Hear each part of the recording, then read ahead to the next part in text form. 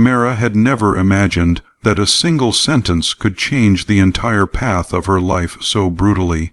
It was late in the evening when her husband, Samir, tossed the medical reports on the table and said with a cold, emotionless voice, "You are barren. I can't waste my life with a woman who will never give me children."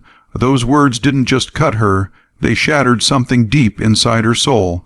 She had always believed love was patient, kind, and forgiving. She never expected that the man who promised to protect her would be the very person who destroyed her. Her married life had begun with so much hope. She dreamed of a warm home, a loving husband, and laughter of children filling every corner. But reality turned into a bitter storm. In the first year, Samir was gentle, or at least pretended to be. But as time passed and no child came, his attitude shifted like the changing of seasons. The small taunts began first, disguised as concern. "Maybe you're not taking care of your health properly. My relatives are beginning to ask questions. It's embarrassing for both of us." Later, the remarks grew sharper, crueler. A woman should give her husband a child. What's the point of a marriage without children? Mara prayed, cried, and hoped that somehow God would grant her a miracle. Samir made her believe it was entirely her fault, even before the doctors confirmed it.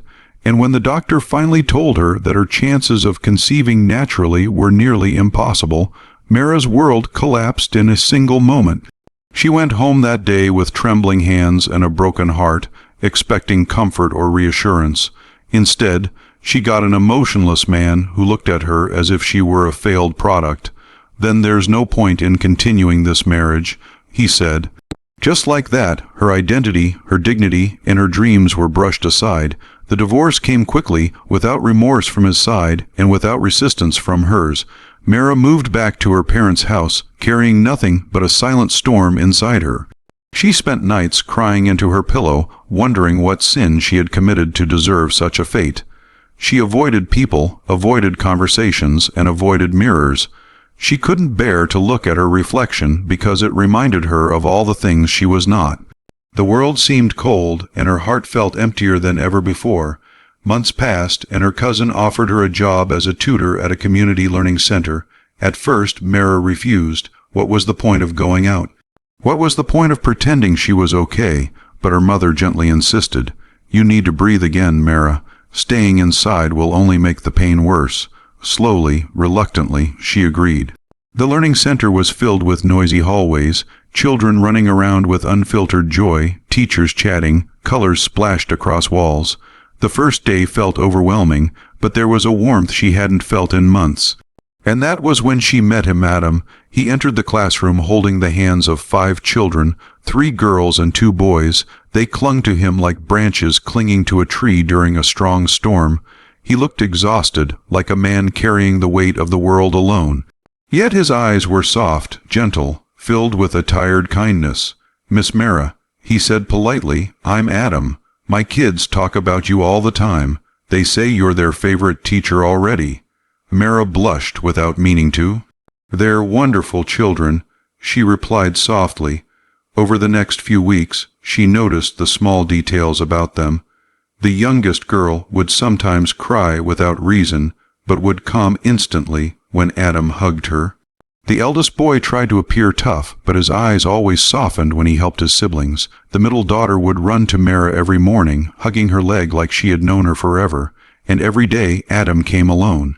No mother, no grandparents, just him and his 5 kids. One rainy day, while Mara stayed back to grade a few assignments, she heard a light knock. Adam stood outside, drenched except for the kids underneath the umbrella he was holding over them. "Sorry to disturb you," he said, slightly embarrassed. "My car broke down. The kids insisted on meeting you." The children peeked from behind him, smiling shyly, their clothes slightly wet from the rain. Mara couldn't stop herself from smiling. "Come in," she said warmly. That 1 hour they spent together changed something inside her. While the children colored and played, Mara watched Adam speak to them, gently, respectfully, lovingly. She had never seen a man express so much tenderness, so much patience. It was as if he breathed love into the room without even trying. When the rain slowed, he stood up to leave. "Thank you," he said softly. You've made them happier these days. You've made me feel hopeful again." Their eyes met, and for the first time since her divorce, her heart fluttered. As weeks passed, Adam and Mara grew closer in the most natural way.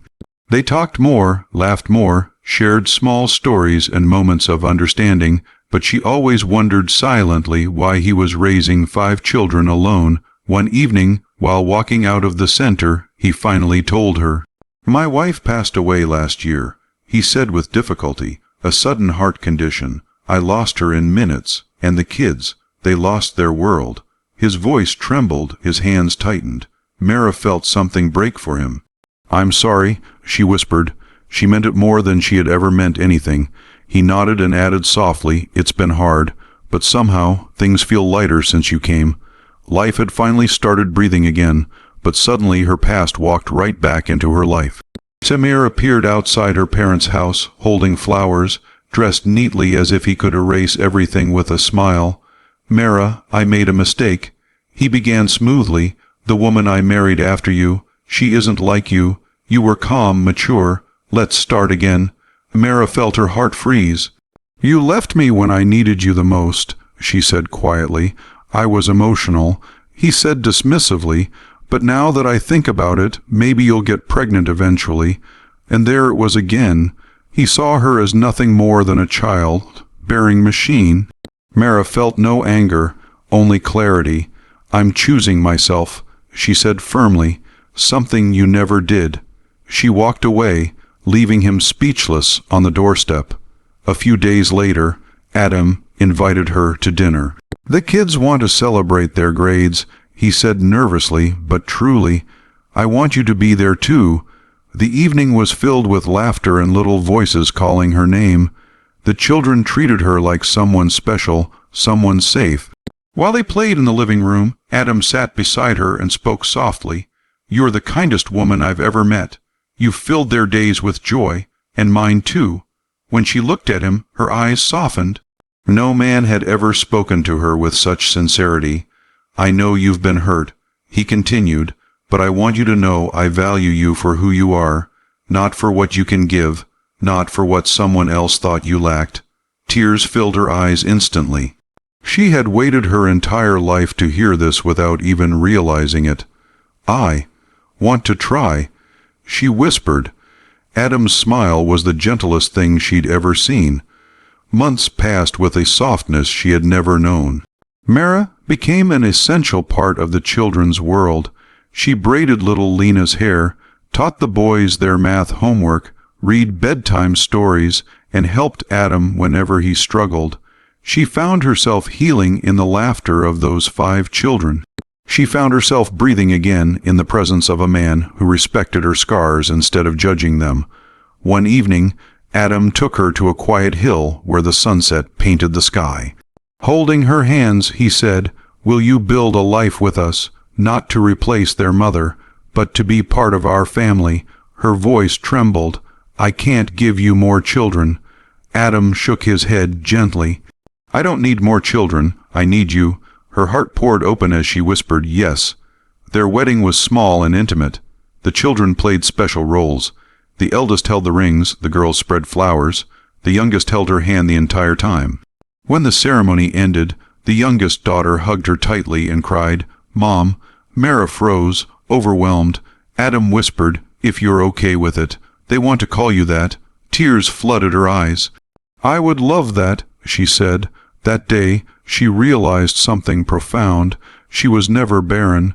She was never incomplete. She was never unworthy.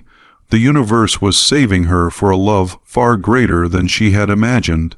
Years later, she watched her children grow with pride. She watched Adam love her with a devotion she had once believed didn't exist. One quiet evening, as they sat on the porch watching the children play, Adam squeezed her hand gently. "God didn't take anything from you," he said softly. "He was preparing you for us." She rested her head on his shoulder, her heart full. "I'm glad he did," she whispered. For the first time in her life, she felt whole. Not because of motherhood, not because of a man, but because she had finally found herself, and a love that chose her freely, completely, and forever.